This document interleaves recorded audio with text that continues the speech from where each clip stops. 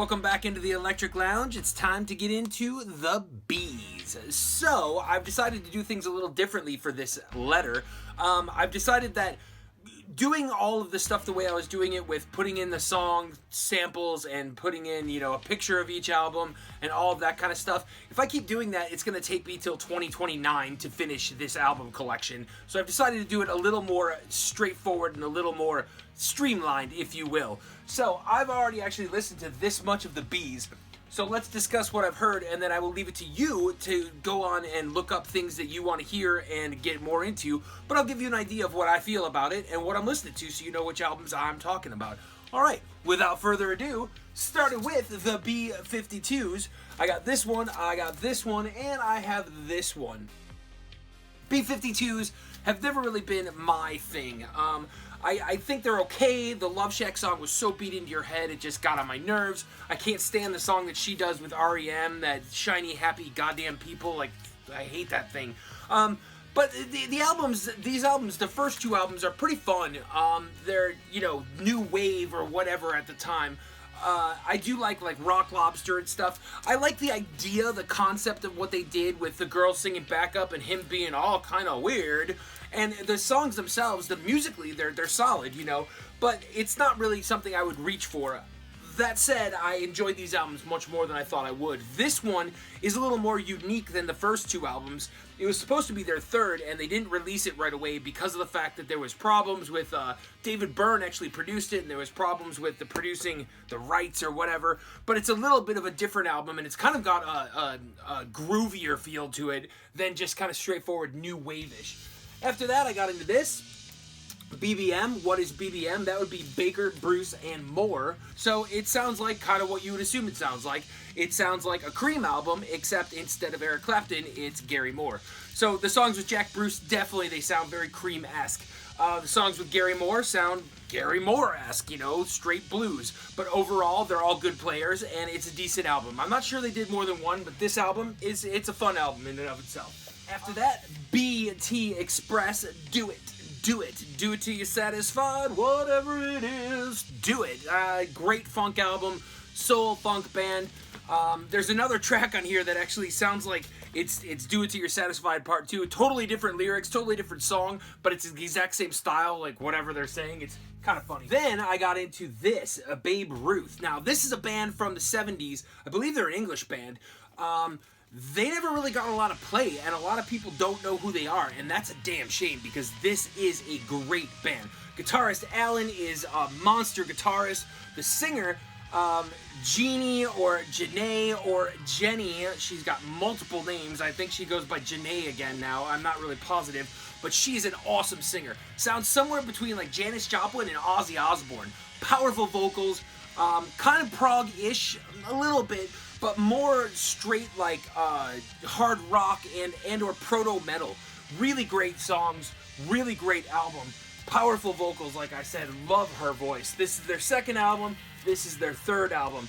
I've also got their fourth album coming in the mail, because after I listened to these, I was like, I better buy that. They do have a fifth album after that, but it's totally different band. Only the drummer remained, and he was even the second drummer, so it's no original members. They broke up, and they did a reunion album, all the original members, in, I believe, 2009, but I have not heard that one yet.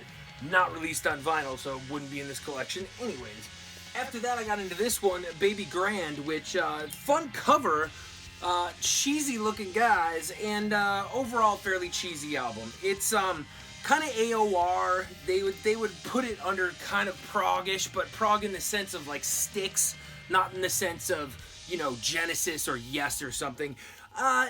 Decent songs, okay songwriting, but it's just kind of bland. There's not as much pizzazz to it as you would assume there would be, and it wasn't offensive. I enjoyed it, but it's not something I would go back to on a regular basis. After Baby Grand, got into some Johann Sebastian Bach. I have a bunch of Time Life 4-album sets of all the great composers of the classical, the romantic, the Baroque era periods from way back in the day. This one is little did I know, for harpsichord. There's nothing wrong with a harpsichord. I like when it's used. Tori Amos used it a couple times on this actual tour, and I loved it. But a whole album of Bach in harpsichord, well, I probably could have done without this. But Bach, an amazing composer in and of himself, so even the harpsichord is not terrible. Bachman Turner Overdrive got 3 from the great BTO. Now, BTO is one of those bands that everybody knows and loves, from Taking Care of Business and You Ain't Seen Nothing Yet and Let It Roll Down the Highway and etc. That's kind of like the difference between them. They're a hard rock band, you know, edgy, but for that time period at least. The difference between Randy Bachman and C.F. Turner's vocals, this would be Rolling Down the Highway, and this would be You Ain't Seen Nothing Yet. Bachman's got a cleaner voice and a nice, lighter voice, whereas C.F. Turner's got more of the gruffy voice. But the two of them doing vocals, you know, simultaneously and trading on and off, I think it made for some fun stuff. There's rumors that these guys were actually Mormons. I don't remember if that actually turned out to be true or not, but, well, if it is... Okay. After that, Bad Religion. And if you call yourself a punk and you don't like Bad Religion, you ain't punk. So these guys are the epitome of what punk rock was during the second wave of punk.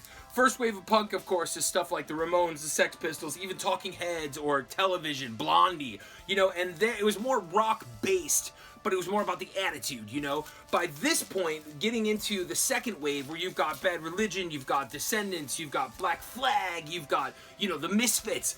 This is like where punk started to take hold of the sound that would become associated with punk rock, you know, the faster drums and the chugging guitar and the catchy riffs and the catchy choruses and whatnot. And Bad Religion did a great job with doing just that. This would be my personal favorite by them, the Suffer album. All of the stuff that I have by Bad Religion, majority of it is all on CD. But I do have these ones, which are all great albums. This is one in particular is a greatest hits of them live. Superb album. You should definitely check this out. And like I said, if you ain't Bad Religion, man, you ain't punk rock. Badfinger. Their hit song, of course, If You Want It, Here It Is, Come and Get It, written by Paul McCartney. This is a pretty good album overall. They were released on Apple, and good album, but a little bit too religious overtones for my personal tastes, so not something I would go back to on a regular basis. Badger, One Live Badger. Great band, kind of prog-ish, rock-based, four-piece band, some great guitar riffs, and some nice jams, if you want to call them that. This particular album, I don't know a lot about them, but this one is a really good album, and I do enjoy it. After Badger, Badlands. Now, Badlands, if you don't know them, this guy you might recognize from Ozzy from the Bark at the Moon and Ultimate Sin albums. Great guitarist that somehow Ozzy does not acknowledge was ever in the band. Don't know why, don't understand that. Probably has something to do with Sharon. I should stop talking about it or she'll probably try to sue me. This guy, Ray Gillen, amazing vocalist, sadly died, did 2 albums with Badlands, and then he passed away. He actually did some demos for Black Sabbath, and you can find them if you look them up on the internet, but he didn't get used for that actual album. They used a different singer, which is a bummer because Ray was a really great singer. He probably had a bright future and got cut short. None of us get out of here alive, right? So after that, Joan Baez, 5 in a row from Joan Baez. And you don't ever need to listen to 5 Joan Baez records in a row. Trust me on that. So, first with these guys, this is her really early stuff with her, you know, getting the crowd really riled up, doing their sing-along of Kumbaya and stuff. I got over that pretty quickly. Then she kind of moved into this kind of era of her stuff. By the time she got to this era, the Blessed Are, this album I really like a lot because it's got more instrumentation, it's got more, you know, more songs than just the straight her and a guitar folk of her early stuff. Nothing wrong with that stuff, it's just not something that I can listen to on a regular basis. And then of course her greatest hits, which I didn't even need to listen to because there's only literally 1 song on here that were not on the albums that I had already had. I do like hearing her do stuff like Night They Drove Old Dixie Down or Jackarow and stuff, songs that I know from bands like The Band or The Grateful Dead, you know, so overall, Joan Baez, she's a folk legend, but not something I can listen to on a daily basis. Phil Bailey, Phil Collins, Easy Lover, 12-inch single. If you didn't love the song enough already, the extended version is that much better. I say that with jest, of course, but I do love Phil Collins, and this is a fun song. Always been a great song to reach into once in a while. You're feeling down, get some Easy Lover action going, you'll be better in a minute. Ginger Baker, more from him. Ginger Baker's Air Force. This album is super sweet. Unfortunately, I only have one of the 2 albums in here. I bought this in Hawaii, I don't know, 15 some years ago, and it was sold by a dude that was selling these things outside, and I've taped it up and done the best I could to take care of it at this point, but the thing was just destroyed. I mean, I think I got it for like, I don't even know, a quarter. He wanted like 10 or 20 bucks for it, and I was like, dude, you're out of your mind. Left him outside. It rains every day in Hawaii. All these albums are destroyed. I actually got this one and the Hawaii album, the band featuring Marty Friedman, which that was why I needed to buy that one because I'd never seen it before, but the whole back is ripped. The albums themselves are in really good condition, but who the hell leaves records outside in the rain? Heat, rain, and sun. Why would you do that? Anyways, Ginger Baker's Air Force is a really cool band. Ginger Baker, Rick Gretsch is on here, Steve Winwood's on here, and they got these cats, like, they're full horn section, they've got some cool backup singers. It's kind of somewhere between rock, proggish type rock, or early psych type rock, and jazz and world music. So it's a really unique blend, and I heard there's actually a second album of this, so I need to get, well, first I need to get the second album that goes in this set, and then I need to get part 2 of Ginger Baker's Air Force, because I really enjoyed this a lot. After that, moved on to the Army, or the Gurvitz, the Baker Gurvitz Army, that is, which is Ginger Baker, and then a couple of the Gurvitz brothers, which is what? Adrian and Paul Gurvitz, which are guitar and bass respectively, Peter Lemur on keyboards, and then Mr. Snips on vocals. Fun album. Kind of heavy, kind of groovy, kind of, you know, prog-ish, I guess. I use that a lot, saying prog-ish, don't I? I should probably come up with some better adjectives for this, but I really dig this. Apparently they did 3 albums, and they had some cool songs. Naturally, I bought it for the cover because that's just cool. It just looks like something that you're gonna like, you know. So after that, Bananarama, Venus, the extended version. Don't really need to talk much about this. Whatever happened to Bananarama? Who cares? The band. I love and adore this band. There is a couple by them I don't have, which I should really look into. This one being their first. Music from Big Pink, which is a house that they all lived in and recorded in. Famously known for being Bob Dylan's backup band. And then, of course, they've got songs like The Wait, The Night They Drove Old Dixie Down, Don't Do It, Don't You Break My Heart, and, you know, Up on Cripple Creek. I love these guys. I was fortunate enough to see them open for the Dead once on their reunion tour in the 90s. Really, really love the band. If you want to check out a really cool video by them, check out The Last Waltz, directed by Martin Scorsese. Tons of guest appearances. Neil Diamond, Neil Young. I think Bob Dylan shows up in it. I want to say Richie Havens is in it. I don't know, Bonnie Raitt. I don't even remember at this point. It's been years since I've seen it. Very cool. Great songs with a lot of fun guests. Mo Bandy after that. Just look at this. What's the name of this? It was always so easy to find an unhappy woman. Until, of course, he gets broken up by his woman, and then he has to see his woman out with another guy. Classic country. Well done, and better than the cover, honestly. Okay, Bangles, Different Light. This is their definitive second album, actually. This is their first album, all over the place. This is their second album, the one that got them popular. This has, like, Manic Monday, it has Walk Like an Egyptian, etc. on it. Then I also have their greatest hits, which also has, Hazy Shade of Winter, and a couple of the other tracks that did not show up on albums. I like the Bangles. I always like the Bangles. Manic Monday, of course, written by Christopher, a.k.a. the Purple One himself, the Majesty Apparent. Had a chance to see them open for Heart in LA at one point. Great, great show. Banjo Buddies, Dixieland Band. Are they from New Orleans? No, they're not. They're from Des Plaines, Illinois, as far as I could tell. Found this in one of my dad's collections. Obviously something that somebody gave him because he's not into this style of music at all. But it was unopened. I thought, should I keep it unopened? But I'm not very good with that. So I opened it up, I played it, and it's pretty fun. It's basically a bunch of Dixieland jazz stuff with dueling banjos going on in it. Pretty good, actually. I was pretty impressed with it. Fun music. Barclay James Harvest. Billed as a prog band, but definitely on the lighter side of things. More, I don't want to say symphonic by any means, but it's just kind of somewhere between, it's like folk prog, I guess. Okay album, but definitely nothing to write home to mom about. Then we got into Baroness. It's their first ones with Unpersons. They did 2 EPs before this called First and Second, and then this guy. And then they did this album, the Red Album, which is definitely their best release that they did. This album is awesome. Stoner metal, prog metal, lots of layers, lots of dynamics, vocals, using many different styles of vocals.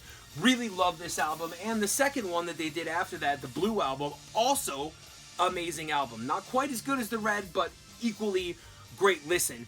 Then they kind of went on and did a couple albums after this, the Yellow and Green and Purple, I believe, Purple and Gray, I want to say.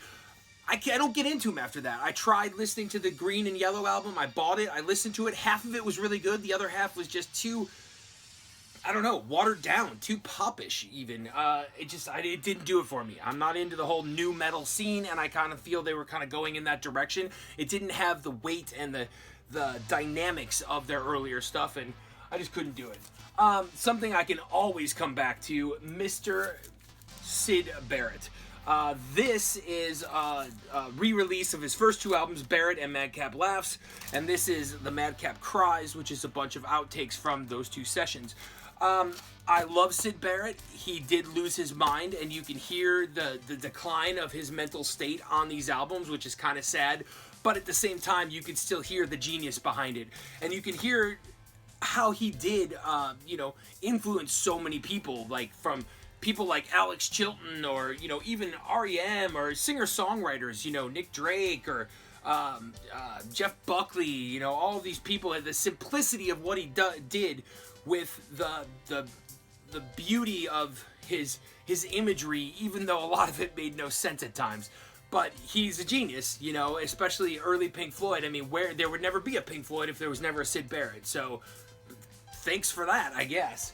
After that, Bauhaus, coming from Northampton, England, which my friend that grew up there said is a very well-known drinking and fighting town, so that's good times. Bauhaus, one of the original goth bands, of course. Their big hit, Bela Lugosi's Dead. These guys kind of set the scene and the stage for what was to come in the whole goth scene, along with The Cure and Susie and the Banshees and things like that. But really love Bauhaus. Had a chance to see Peter Murphy while I was in Sao Paulo, and they did the entire second album, which was stellar. David J. was also with him. After that, this band, another band that never really got heard or never really got played that much, I guess. People know them, perhaps. I bought this album because of the cover, because obviously some naked chick holding a guitar that's on fire, that's just cool, and I need to own that. But listening to it, I thought, oh, this is going to be like, I don't know, like something like Robin Trower or something, right? And it's not. It's unique, and they're kind of proggish. They're kind of new wave-ish, not new wave necessarily, but they're a little more modern prog style, but also rock based in the sense of kind of almost like Roxy Music type thing. Really great band, great vocals, great guitar, great harmonies. Just great band. I got a couple more from them, this one, and then a double live album. It's actually a single live and then an EP that's also live within it. Fun band. You should check these guys out. I really enjoyed them a lot. Then I got into the Beach Boys. Now, the Beach Boys are one of those bands that evolved over time to become something totally different than they were, to go back to what they started with. So their early stuff, it's all about surfing, it's all about cars, it's all about school. It's the good kid stuff, you know what I mean? And then they started being in competition, if you will, with the Beatles, and they needed to one-up each other, kind of in the same way that Hendrix and Cream were doing that back in that day, right? This album is one of the most important albums in rock history, period. You may or may not like it, and that's irrelevant. It's still that important. Like the Beatles, another band that is super important whether you like them or not, as far as what was to come. Now, these days it's not as impressive as what it would have been at the time, you know, when it was recorded, because the amount, there's like, I don't even know, I want to say he was doing so much with multi-tracking and stuff, and that was still a fairly new thing at that point. And it was such a game changer, really. And Brian Wilson, absolute genius. Then he went, after this, went on to try to make his Smile album, which didn't end up working out because he kind of let, you know, his mental state was, he was done, man, because of the pressure of the record companies, because of the pressure of his father, pressure of the band to write more hits and everything else. He, you know, got into drugs, and he's, you know, rumored to be possibly schizophrenic. I mean, he's just got problems, man. There's actually a good movie written about him with John Cusack playing his part, which is pretty decent. You should check that out. There's a made-for-TV movie that I saw about the Beach Boys once that was very interesting as well. But, this is what they came out with instead of releasing the Smile album, which he wanted to be his masterpiece. And later, when it did finally come out in the 2000s, it really was a masterpiece. But this has a lot of tracks that ended up being on there, but it wasn't the actual concept that he wanted. Now, this also has some of my personal favorite tunes on there, like Heroes and Villains, which is probably my favorite tune by the Beach Boys, and the beloved Good Vibrations, which has got something like 102 tracks on it or something. Now, again, this doesn't sound impressive these days because everybody's using Pro Tools and it's computers and everything else. But when you're recording an analog and you're ping-ponging these tracks, 102 of them, that is super mind-blowingly impressive, and something that, you know, it just hadn't been done before, and it was brought to another level by Brian Wilson and the Beach Boys. A couple more of their albums. Wild Honey, that followed up Smiley Smile. The title track of this, another one of my favorite songs by them. The Holland album, I actually have Surf's Up as well, but this is terribly warped, so it stayed in the case. Someday I will figure out how to unwarp albums, and that would be nice, because I've got a couple of them that I'd really love to fix and not have to rebuy. Another one of their compilations. This is all their early stuff, as well as this one. Touches on some of the later stuff as far as like Pet Sounds, not later, but mid-era Beach Boys, I guess, with Pet Sounds and Smile and everything else. This album to me is the definitive Beach Boys album, because this is what I grew up with. I loved this album, and this is why I worshipped, you know, Dennis Wilson. I thought he was the best drummer ever, you know, and was he the best drummer? Probably not, but I thought he was amazing. And fun fact, these guys were actually the very first show that I remember seeing in 1982, which was one of 3 shows on that tour where Dennis and Brian both played, and that's just amazing. I was so lucky to have seen that, because not long after that, Dennis jumped off of a pier that was way too shallow because the tide was out, snapped his neck, and that was the end of that. Then finally, the Smile album. Now, this didn't get released till, 2011, 2012? Brian Wilson released his version of this in, I believe, 2003 or 2004. Is it any different than this version? No, not really. It's just that he re-recorded the stuff again with a different band. And then, you know, Mike Love and everybody was pissed, like, how dare you? It was Brian's project from the beginning, so he had every right to do it. But this is the original stuff from that session, and a great album, man. I really dig the Smile album. Nice, interesting concept, just of, you know, happiness and you know, peace and love and all that kind of groovy stuff, man, because drugs make you happy. Then I had this guy, which is Smiles, Vibes, and Harmony, which is a tribute to Brian Wilson and or the Beach Boys. Overall, pretty decent. I'd say about a third of it is not too great, but the other 2/3 is pretty great. Not a lot of bands I know on here. In fact, there's one on each side. Loose Heart Faith on the first side doing Wind Chimes, and then Sonic Youth doing I Know There's an Answer. But overall, glad I have it. It's pretty fun. Keolo and Kapono Beamer. Now, Hawaii has their own style of music called slack key guitar. It's basically acoustic guitar stuff brought over by the Spanish cowboys in the late 1800s. And it's kind of playing acoustic guitar, but they don't necessarily downtune, but they loosen some of the strings. And the tuning is never... It's not unified. Everybody tunes differently, so they're all a little different, but it is uniquely Hawaiian in and of itself. And some of the newer stuff in Hawaiian music, like the Jawaiian stuff, I can't stand. But the old school stuff with, you know, they sing in Hawaiian, and these guys are like 4th generation musicians. You know, their great grandmother was a musician, grandma and parents and everything else. Really great, man. Nice, easy rock, mellow, happy, groovy type, you know, sit around on a beach type stuff, and it kind of just brings you back, you know. Let's see, Beanpole. Now, this is a Les Claypool project. Larry Lalonde is on here, as well as Sean Lennon, a couple other cats that I'm not really that familiar with. This is a pretty weird album, even for Les. In fact, let me read you this sticker on the front. It says, if Fellini, Dolly, and Captain Kangaroo got together in their teens and ate peyote, this is the album they would have recorded. Yeah, it really is that weird of an album. You should check it out, though. It's good. It's pretty weird. The Bears, side project from Mr. Adrian Blue, who you may know from a million other bands. He was in Zappa's band for a while. He was in King Crimson for a long period of time. He did a stint with the Talking Heads. I believe Bowie. He's on Nine Inch Nails albums. Phenomenal guitarist. And this album is just another one in his chapter of greatness. Then I did some Beastie Boys. Just got this at Record Store Day on a couple weeks ago here, and didn't realize that half of the album is this, which I actually own, the original Cookie Puss 12-inch single here. But this is all the early stuff. So the first side is basically Pollywog Stew, which is their punk rock years, and then they get into Cookie Puss, which kind of is going more towards the hip-hop thing that they became, and eventually became this, which is probably my favorite Beastie Boys album, Paul's Boutique.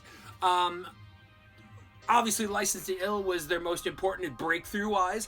I think this kind of was their sophomore album as far as what everybody knew at the time. We didn't know about this stuff at that time. The normal people didn't. People in New York may have. But this, when it came out, it took it to another level. It proved that they could do more than just sample songs and have, you know, quick-witted type lyrics and whatnot. This really made the Beastie Boys who they were, and then it went on to just get better with Check Your Head and, you know, going forward.